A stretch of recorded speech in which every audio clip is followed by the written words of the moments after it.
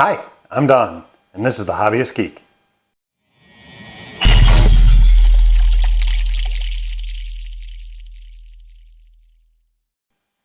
Welcome back, everybody. Today, we are continuing our Moo Model Transformers adventure, and we have a different kind of thing here. We have Frenzy. And the box on this guy is so much smaller and so much lighter. And I can't wait to see what we are in for. So let's go ahead and take a look at the packaging before we open it up and see what's inside. And here is the packaging. Nothing terribly much standing out here. We do have obviously a picture of Frenzy and his name. He is, of course, one of the cassette bots, so he's going to be much smaller than anything we've done thus far. That actually concerns me a little bit, given the difficulty we had with the Bumblebee model, which is going to be much bigger than this guy. But looking at the imaging here, I'm honestly not seeing anything that stands out. A lot of this looks like fairly basic work. I'm curious to find out whether or not the guns are removable, or if they are simply permanently attached. Coming to the back here, and based on these images, looks like at least one of the guns is removable, because this one's not on his back. Oh, well, then again, it's not on his back here either. Okay. My bad. Okay, well, so he's holding both guns. I guess I saw that thing sticking up. I thought that was on his back, but I guess not.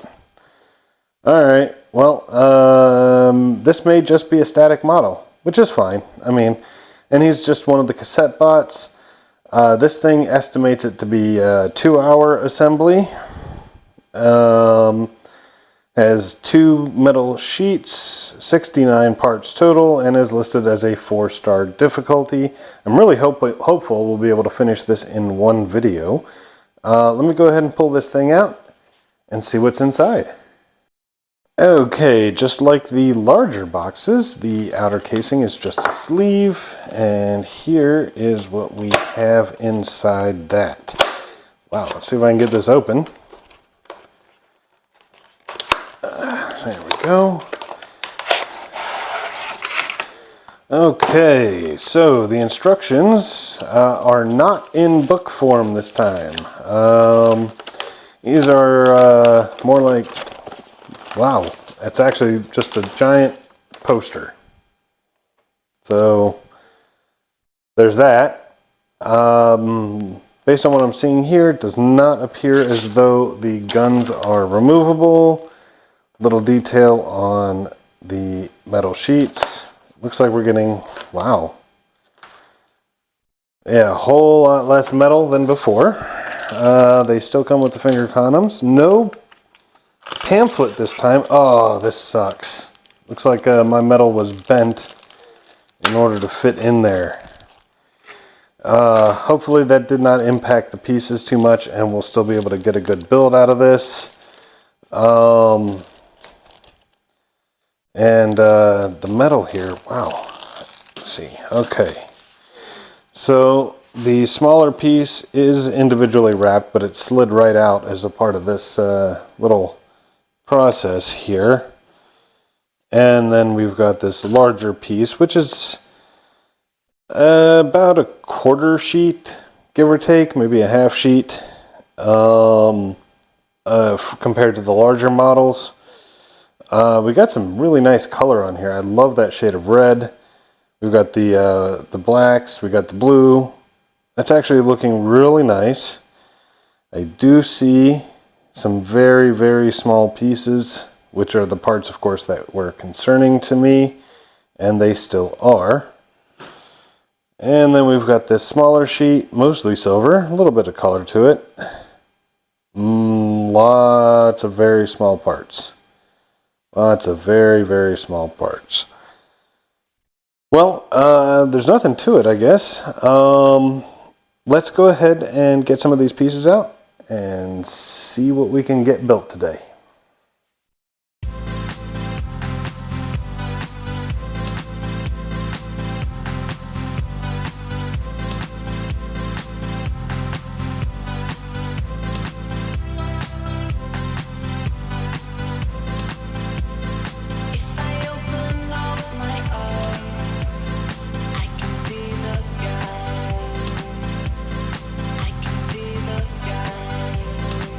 See the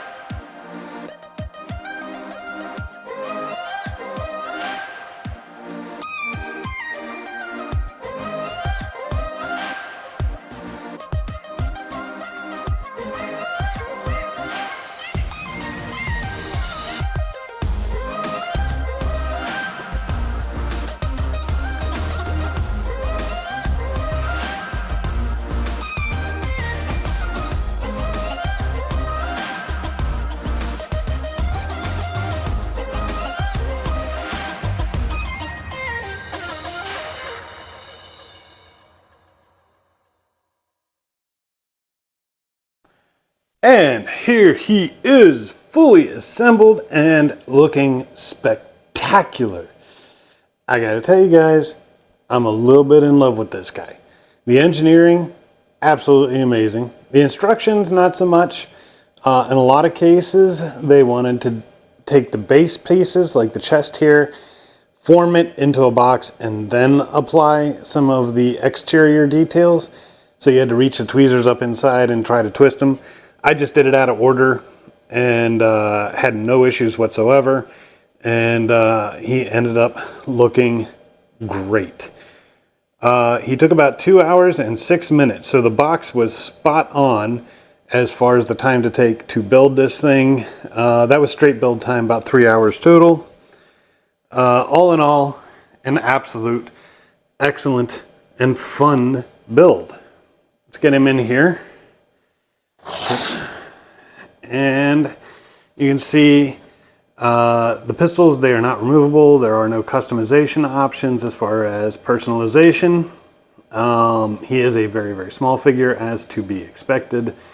The head itself has, this flat face. Sure, there's no nose to speak of, but was actually incredibly easy to assemble. I was very surprised, but the engineering on the head was wonderfully done and made it very easy, even though it's very, very small. In fact, the whole build itself, just very, very straightforward, very easy. The only real issues were the size of some of the pieces, like his little tiny thumb right here. That was difficult to put on, but just because of its size, not because it was poorly engineered or anything. We've got this nice solid black. You can see the gold highlights, the Decepticon logo right there. Nice, wonderful shade of metallic red. I think that actually matches Optimus for the waist, thighs, and shoulders. The legs themselves have a lot of laser etched and painted on detail, and the shape of this right here, I mean, it looks like he's just ready to transform. It's great. Even on the front, you can see there's a cavity here where his foot would slide up in during transformation. Very, very thin, as you can see, as you would expect from a cassette former. Not terribly much to say. I mean, you do have your copyright here. This, I'm not happy with. That is like a product stamp, and they put it on one of the exterior facing sides here, and yeah, but it's on his back. Not a lot of people are going to see that, but still. Don't really see any Moo Model logo, though. On the back of the head there's something, and I don't know what that is. I can't make it out, it's so small. Other than that, though, I mean, a great little figure. Let's go ahead and get into some size comparisons. First up, we've got him right next to his Masterpiece counterpart, Frenzy, from the Masterpiece class. This is as close to the pose as I could get for him.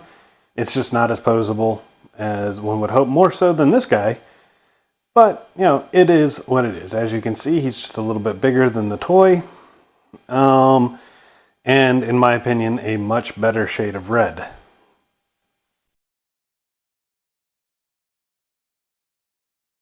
And here he is next to R2 and 3PO from the Premium Series Metal Earth Collection. Just about the size of R2, which I think is actually kind of cool. I think that would be about his size in the G1 universe. And last but not least, here he is next to his Moo Model counterparts, Bumblebee and Soundwave. And I think he really just fits right in. He's going to be an awesome addition to this collection. I am very, very happy with this particular piece. I hope you liked the video. If you did, please remember to like, share, and subscribe, and I will see you next time. Have a great day.